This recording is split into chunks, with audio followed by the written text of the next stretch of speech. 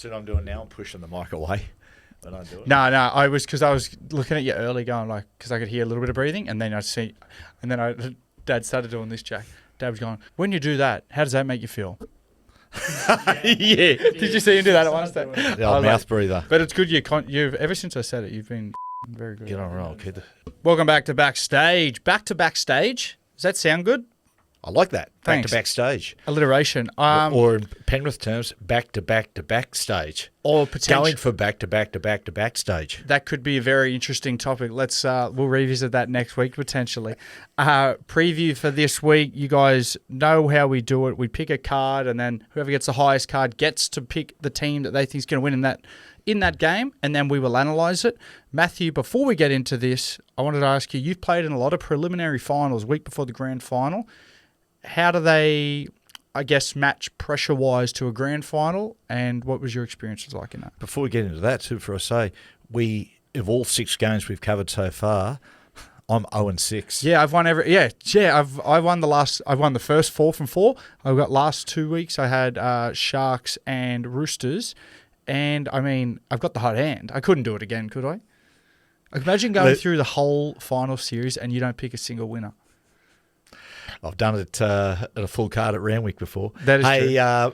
Coops here, grand final qualifiers. This is a huge weekend. Back when I was a kid, in my teens and late 80s into the early 90s, this was my favourite weekend because you go down. They had the Saturday and the Sunday, the 2 grand final qualifiers, and you go and sit down and enjoy it.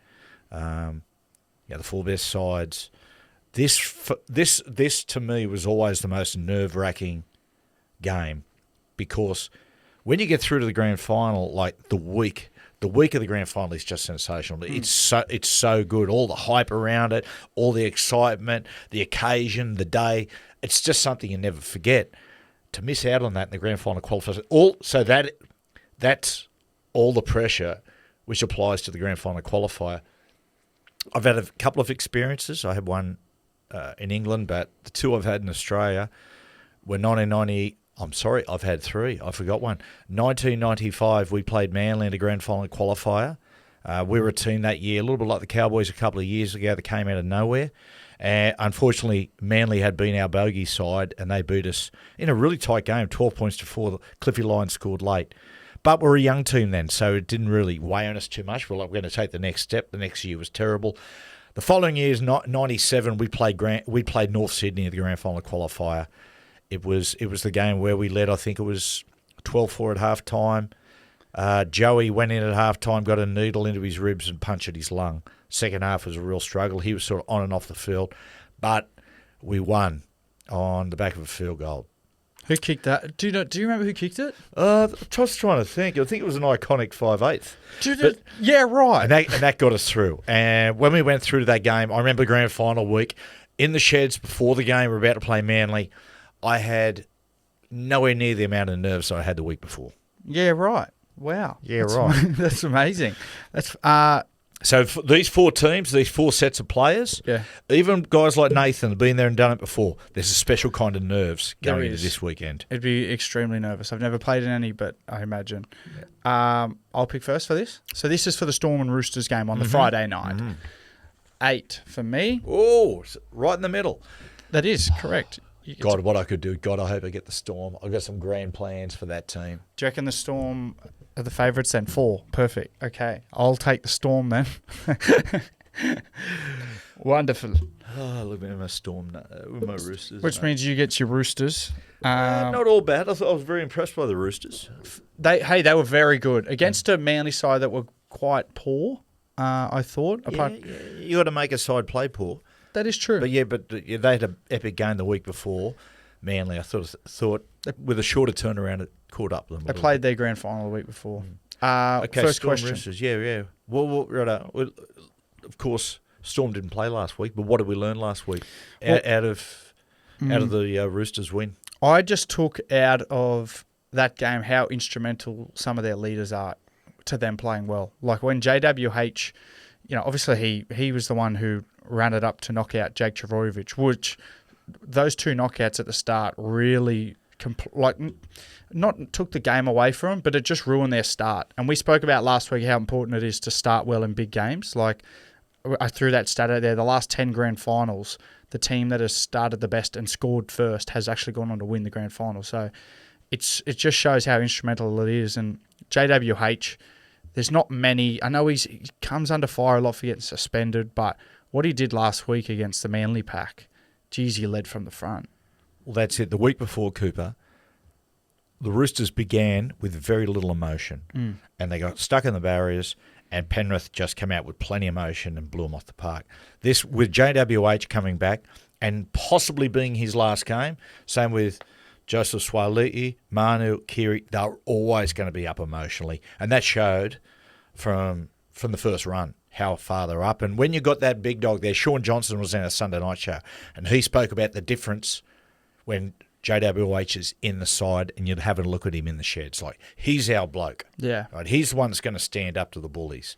What did we learn? What I learned was the best part of the Roosters game is fast, reactive football as opposed to those long set-up sequences. Yeah. Is that when the roll starts and the momentum's on and you keep the kettle boiling. Don't play restart football or try to look positions on the field. Just keep yourself going.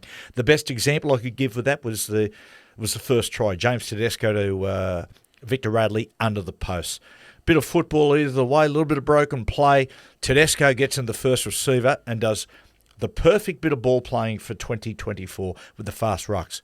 Catch the ball, drive past the depth of the markers, 2 steps forward to make A sit on his heels and then jump outside and just make the outside defenders gravitate to you. Victor Radley replaces the hold. Hang on a second. Victor Hadley. Was that We're on to something. Is that Ray Hadley's boy, is it? We should start throwing it out there, like Victor Hadley, and see if there's any bites back. Yeah, from Ray. And him straight, and Victor replaced the hole and just went straight underneath the post.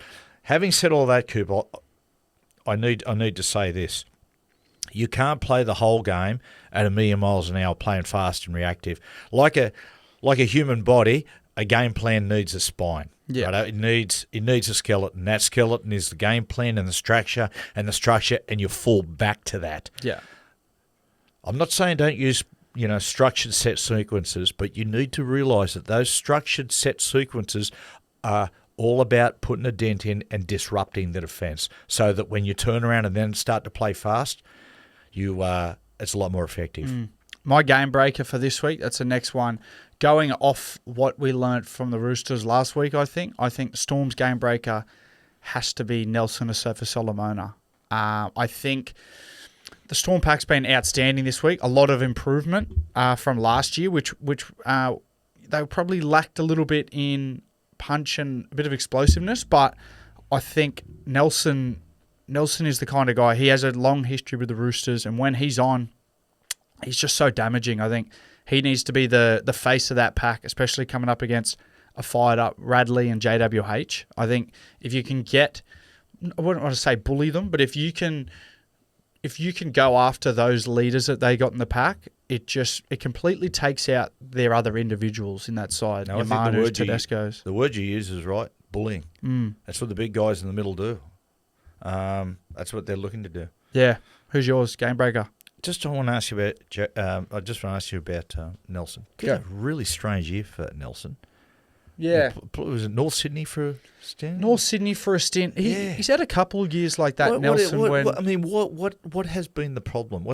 Is it the fact that he's come back 2 years in a row a little unfit from the off-season? I think sometimes he just comes back a little overweight, and bellyache just likes to have that standard of you're not playing first grade until you're at this weight. A lot of the times, Nelson comes back, he might be a couple or a few, 5, could even be more, overweight, but he's still getting around all right on the field. But I think it's just more bellyache knows you're proven to play your best footy at this weight, so let's have the discipline to keep you at that weight, and if you're not at it. But I mean, when he's in that, there's no doubt, like, they're at their best when Nelson's in the side. Well, I said, but he certainly taught him a lesson, because most of this year he's been in and out of first grade. Yeah. Well, the first half of the year he wasn't there, and there was talk of him being forced out of the club. Mine is obviously Tedesco. Yeah. It is. And the thing I learned, here's another thing I learned about last week's game is that Tedesco's still got at least another couple of years of football left in him. It was one of his best. It says a lot, but it was one of his greatest games as a Rooster on his 250th. He was really, really good. Tedesco is nowhere near the same player on wide sweep options around on block formations. Yeah. He's not. It just sends him down that cul-de-sac. Teddy's best football is getting it first receiver when the rolls start and just challenge the opposition in and around the middle of the rucks. So if and not to say you don't play those those sequence plays, I would say to my halves on those long form Long shifts to the football, long shift on the football, which invariably is your back rower and a Tedesco going around the back. I would say to them, if you get up and you're not exactly sure, always hit the back rower short. And then I would say to Tedesco, when they hit the back rower short, I want you to rip them around the same way as a first receiver. Because if they put a little dent, then he comes around on how he plays his best, how he best receives the football, and it's basically a double threat. I mean, you think about that. You've got the sweep option, you've got Angus Crichton straight, you've got Teddy around the back, you hit Crichton straight, he bends through, Teddy on the next play. Yeah. I reckon the Roosters need to do a little bit of more of that, beat them into style football. Yeah, you can fall into a trap sometimes of you just want to beat them in that play and you try to play at the back when nothing's really on. The problem is when you play at the back, you've only got one way to come back. And That's right. And oftentimes if they've got it covered, it's a slow play the ball because you're not really making a heap of meters if they've got it covered. But if you hit short and he gets a quick play the ball through a half, which 90% of the time they do, back rowers, it opens up, obviously, the open side where you can have a long shift or down that short side as well. Well, particularly, Coop, because in these days, the outside man jam outside in. Bush, they move up quickly and they umbrella. So if you can hit short and make a dent, mate, they've got about 20 metres to turn around and get back. And then you've got Tedesco coming at you in the next play. It makes for a double threat. You live with Harry Grant. He is one of the most crucial blokes in this game. What's Harry like a couple of days before leading into one of these big games? He's very well. I was actually down there with him before their first semi-final, and I'm going to be in recording this. I'll be down there staying at his leading into this game, so I'll get a pretty good insight. You like the lucky charm. You like the rabbits. Well, he scored a hat trick. You like the rabbit's foot that he's made you come down again. I knew. I knew. I said because after he scored a hat trick the first time, I was like, well, when I go down for because it's his 100th game coming up as well, big game for him. I knew he was going to let me stay there because he thinks I won't put him off, but I will. But he's very cruisy, Harry. He's someone who he used to be very like when he was young and we'd play up at the Falcons or early in his NRL days. He was quite like meticulous and like wanted to do, had his routine and was very. But he just likes to be as kind of, I suppose, blasé as possible now, which is the best thing to do because you can fixate on routines and superstitions. He loves to just get away from the game, keep your mind off the game. But then once you show up at the stadium, he gets in there early, does his ice baths and does spas before a game. What ice baths before the match? Yeah, it was a big thing at Melbourne actually. The Bromwich brothers used to do it. Like it was a big thing that the boys used to do down there, getting the ice bath early, and like that sort of cold shock was almost a trigger for some of the boys into, all right, now we're in game mode a little bit. So he's kind of someone that just zones in that sort of couple hours before the 80 minutes. Doesn't want to wear himself out too mentally. It's funny that sparked a bit like using something that really shocks the system, get you going. I used to hate needles, but I'd break my hand numerous times, and I used to get my hands needled to play. But it was really funny. The pain of getting needled sort of would get you ready to play. This might sound irresponsible, and it does, even to the point that when I didn't need painkilling injections in my hands, I used to get them anyway. Really? Yeah. I mean, that sort of started. Billy Slater spoke about, he originally had a trigger of once he had a cold shower, then that was his, like after that, there was nothing, like he was completely focused on the game. He'd go get strapped, everything. And I think that we had a big meeting one day just after he retired about triggers and how you can focus one thing in. So everyone kind of got their own trigger into how they were going to play the game, like at what point they would zone in. your trigger? I remember once in the car with you, we were going to a game and you were playing ABBA's Dancing Queen, which I thought was highly unusual as a trigger. My trigger used to be a song, and then actually, funnily enough, my trigger turned into reading a text message, which was from you. I've actually never told you this before. It was, you sent me a text message. This was my last year at Melbourne. I had a real fucking tough year. Finally got back into the first grade team, and that game kind of epitomised like a turning point in my life, I suppose. And you sent me a text message like half an hour before the game, and that text message, like, it ended up serving my trigger for the rest of my career. Every game I would always read, I had it screenshotted, and I'd always read the text message. So when I read it before I get strapped, I would always read that. And I found that some people like to get angry. Some people like to be kind of like cruisy and stuff. I used to find when trying to provoke emotion, a bit of sadness and emotion in myself was the best way I could get up emotionally for a game. So I found the trigger actually worked quite well for me. What was the message? I'll have to go back and look. It'll be in my phone somewhere. I can find it for you. It was a real nice message in a sense where you were just kind of like reminding me of everything I'd just kind of been through, and this is, it's a real nice moment. I'm really proud of you. And I was like, that was nice. Shed a little tear in the shed. I actually meant to send it to Jack. I'm so sorry. Oh, shit. You meant to send it to Cuba Cron. Last question I want to ask you about some of your players. Yeah. Munster, Harry Grant, Jerome Hughes, in some ways remind me that they're a little bit like peas in a pod. Pappenhausen almost looks like the odd man out, just almost in personality. Am I right there? Well, Hughesy's quite. I would say Munster's in a league of his own. Munster's the odd man out in a sense where he's on another planet than all of those guys in personality wise. Harry's very cruisy, a real sort of bloke's bloke, and that.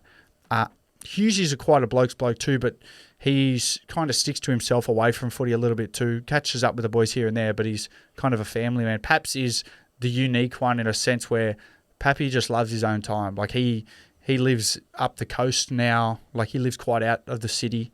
He very much sticks to himself. Got a quirky sense of humour, old Pap. But the uniqueness of that spine and the different personalities and strengths they all bring, they've all got something that the other person doesn't have. They kind of like, and it just works so well for that spine. I'm really looking forward. One bloke I really hope has a great game is Luke Keary. Luke Keary, possibly his last game in the NRL, and what an amazing career he's had, mate. He's that little bloke. He doesn't get enough credit, mate. He's a street fighter. He is, man. He's been a great player. Yes. Ipswich boy. A lot of great players come out of Ipswich, and Walters? went into that Bulldog side. The Walters brothers and Alfie, yep. Ipswich boys, the Walkers, Ipswich. He came into the South Sydney side the first year they won the comp, and he's won numerous comps with the Roosters after that. And he's just got to commend him. He's been a great fella. He's been a great player, and he's been a great fellow his whole career. He did an interview with Face to Face on Fox the other day. Actually, he opened up a lot about the South's years, the Russell Crowe incident. Spoke about it. So we might have to get him on actually at one stage to really delve into it. That's a great idea. Yeah, there we go. Idea. How are you going to win, Matthew? We're going to win through our forwards. That's what we're going to do. I fancy our chances through the forwards. Lindsay Collins, JWH, Spencer Lanu. That's a lot of power and explosiveness and aggression there. And, of course, you have Victor there as well, who's going to be ripping in as the lightweight 13, hitting them under the ribs. And then you've got the competition, in my opinion, in 2024, the competition's best forward, which has been Angus Crichton. That's a very, very strong pack of forwards. And we must dominate. We have to dominate, because if we don't dominate, or even to the point that even if it's, if you say 50-50. Who won the forward battle, it's a dead heat, then your spine, mate, it's going to be the damn wall busting, because, mate, your blokes, unless we dominate, you blokes are going to just be pouring through the middle. As far as the football down there, I always say about Melbourne, when you play Melbourne Storm at home at night, you got to understand they play with 14 men, and the 14th man is the conditions. hard to push the ball around the park. It's sort of conditions that we're not as used to here. Cool and slippery, although it won't be as bad this time of the year, but it's still tricky, as you would know. And so I'm saying to the boys, if we're going to look to, push the ball sideways, then I need a back rower dropping underneath or hitting the hole. I don't want us trying to play around them. Similar to you, I just had your win by going after their individuals. Roosters have always been a side who have had these magnificent individuals, and they rely probably more so on individual brilliance than a magnificent tactic. You see how Teddy plays, where he just gets up and kind of does his own thing. Same with Joey Manu. The three that you need to nullify, Manu, Tedesco, JWH, I have no doubt that those three will be on the tip sheet, on Craig Bellamy's tip sheet, and they'll be wanting to go after him. And how you go after those blokes is name dropping. You underestimate people that don't play footy. Name dropping is such a huge thing in the game. If you're out there calling people's names out and identifying them, it really does put people off their game, and it makes them know that you're on their radar. And then just getting numbers in tackles. It's funny for playmakers. I say to playmakers all the time about being name dropped and about being spoken about when you're about to call the ball, and they go, "I got Johns. Don't worry, I've got him." When the big middle forwards are saying that, what they're actually saying, what you need to interpret is they're actually saying, "Please don't run at me." Yeah, I'm name dropping you because I don't want you. I'm name dropping you. Prevention's better than the cure. Munster, I'm name dropping you. Please push the ball sideways. Yeah, and I think the best tactic for Melbourne is to kick to Dom Young and Daniel Tupou and try to land on them on the full. And what that does is takes out they rely on their big wingers for that next carry after a kick reception. You don't want to find Tedesco on it because he brings it back hard and he always finds little gaps. And then it allows their wingers to take that next tackle. You want Tedesco on that tackle straight after a kicked reception because you have a better ability to get numbers in and dragging him back. Jack, it's time. Who do you think, mate? Storm, Cam Munster, man of the match. Matthew. I don't think Jack has even once given my team any support. He picked both of your teams last week, but he got them both wrong. You cursed me last week. Okay. Yeah, you pick first for the next game. We have the Sharks against the Penrith Panthers. Matthew. Oh, Jack. Oh, Jack Johns. 8. Aha! Again, double 8. Okay. Who do you want? I'm going the Premiers. I'm going for the team going for 4 in a row. Thought you might. Yeah. What I learnt last week about Cronulla, it's pretty straightforward. I learnt that the key to stopping Cronulla, the Cronulla Sharks, is reduce their yardage and force them sideways.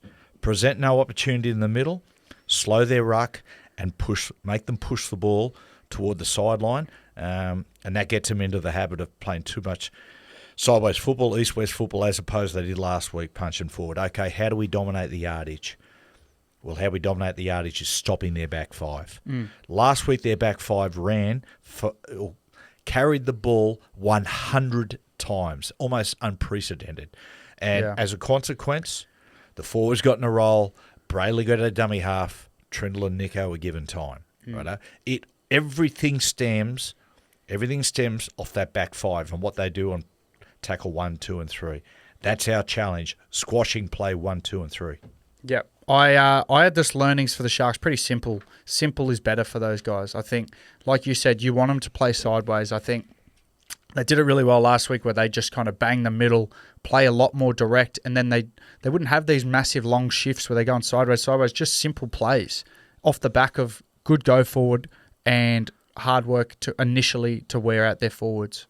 Isn't it funny, like, you look at tries sometimes, and, the final pass might be a lovely little flick or a trick, but everything, the pebble in the pond that everything reverberates off. Simplicity. It's hit the line hard, play the ball quick, build momentum, might be a quality offload, direct power running, whether off a short ball or just to hit up. That's where it comes from. Who's your game breaker? Oh, I don't know if you've heard of this bloke, Nathan Cleary. Oh, yeah, he sort of picks himself, doesn't he? It's obvious, but they're a beautifully balanced, creative team. You got Dylan Edwards, who just every game he plays, there's an argument that he should be man of the match. He's the hard worker in the side that assists the forwards.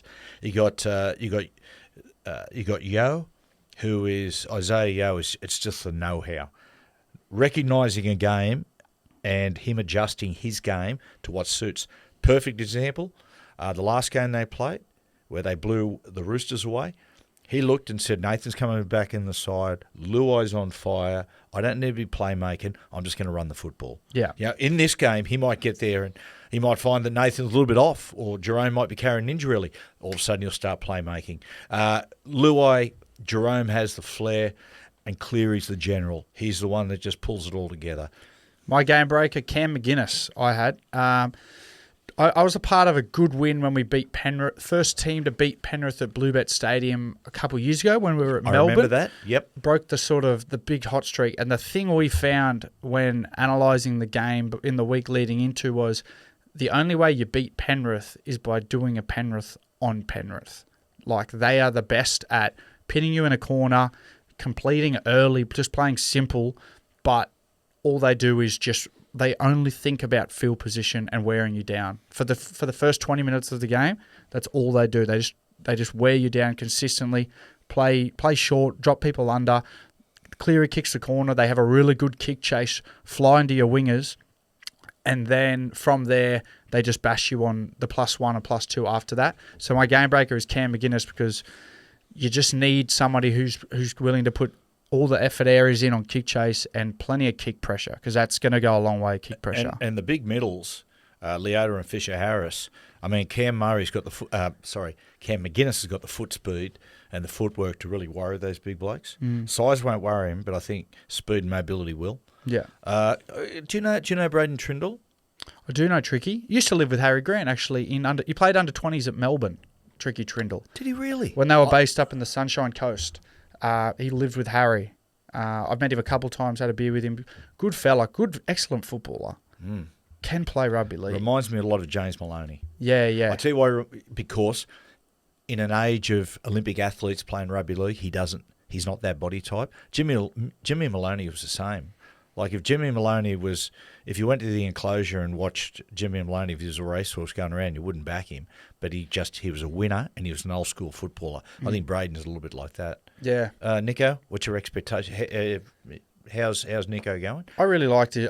We spoke about it. I really liked the game. I mean, it's still. I mean, somehow managers still cop it, even though they have a really good win on the weekend. Which I feel for him in that sense, where, he's been forced to come into a side, an informed side, and just do a simple role, help just you being out there is going to give the boys confidence in that sense. And now, he's probably copying it more so from a fan's point of view. But I mean, you look at the Melbourne.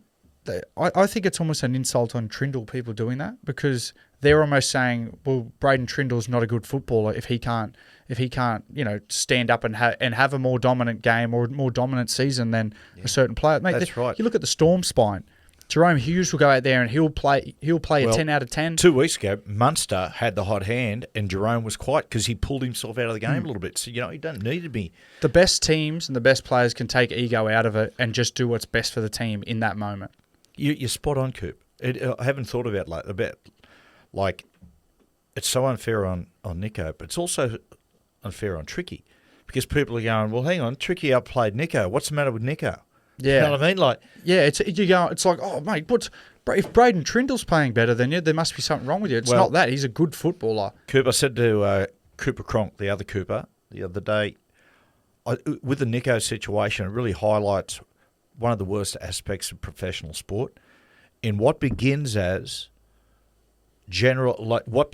begins as a measured critique on someone's game, which might not be positive, but it's measured criticism, bit by bit becomes this crazy pile-on, where it rolls on, all of a sudden, it just gets out of control. That's how it's got with Nico at the moment, with Nico Hynes. It all started in that one Origin when he was put in the centres, and then kind of from there, it's just whenever he has a bad game or an off game, it's just, they just hammer him.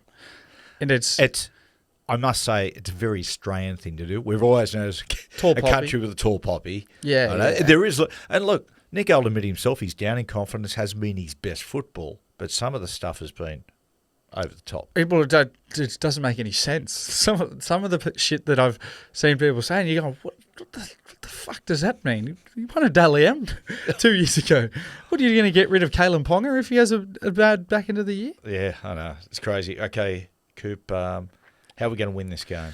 Going to win this game? Sorry, I sort of said it before. You need to do a Penrith on Penrith, which is they need to complete well the first 20 minutes, and all Sharks' energy needs to go into the effort areas, which is catching the ball on the full kick return into just getting through your set. But their biggest emphasis has to be on their defence, which is kick it as far as you possibly can, land on the wingers as soon as they catch it, and just try to keep Penrith in there as far as you can inside their own 50 for as long as you can, because they are a team who they want every set, they want to beat you by 5 metres, and then after 5 or 6 sets, they're attacking your goal line. That's right. They're winning that yardage. Yeah, for people who sit there, if you watch a game, particularly get yourself in an elevated position, sometimes the nosebleed seats are the best place to watch. On how you know he's winning the yardage game, if Dylan Edwards was to catch the ball on the 20-metre line, on reception, and at the next set of 6, after the next 2 sets of 6, he catches the ball at the 25-metre line, well, then you can see Penrith win the yardage battle. If he catches it on the 10-metre line, then you say, well, Cronulla have just got the ascendancy in the last couple of sets. Yeah. So that's how you work out trends and yardage. How are you going to win? For me, and you just said on it there, they want to win the yardage battle 5 metres by 5 metres, and when they do that, eventually you're going to get Nathan into attack kick area, which is anything over halfway. In this game, I'd say to Nathan, given how important it is to squash their play 1, 2 and 3, I'd say, Nathan, mate, anything from 55 metres out, just whack those bombs up. Force Will Kennedy to catch the ball on his heels, squash that play, squash play 2, squash play 3, and good luck, Cronulla, for the rest of the set. Yeah. I'd start. Coop said they like to wear you down a little bit. I do get that. However, I like it when Penrith come out and play at a furious pace. I love that. They're the sort of side, Coop, they've got such great combinations and familiarity, and they've played this style, the way they play at the moment, for such a long time. Everyone knows their role. They don't need to play conservative to be in the arm wrestle. They can play their normal way, and regardless of what they do in that set of 6, Nathan's going to put the ball in the corner or up in the air, or put pressure. So for that reason, boys, play fast. If Cronulla hold their hands up, and it's either way, and they're defending well, maybe take a step back then, but play fast, challenge them, don't let them rest in defence. And the other one is, we just spoke about tricky, is Melbourne Storm, as you said before, they like to pick a player and go after. Well, I think this week Ivan will go to Braden, purely because he's had a week of adulation and praise. And so this game's going to be a challenge. Well, Jack, what's your prediction? Have you got Sharks or Penrith? Oh, yeah. Panthers, Mitch Kenny. I won't argue with that. Our man, Mitch Kenny, one of the greats. Righto, Coops, good luck. And regardless of what happens, let's remain friends. Let's relatives. Thank you.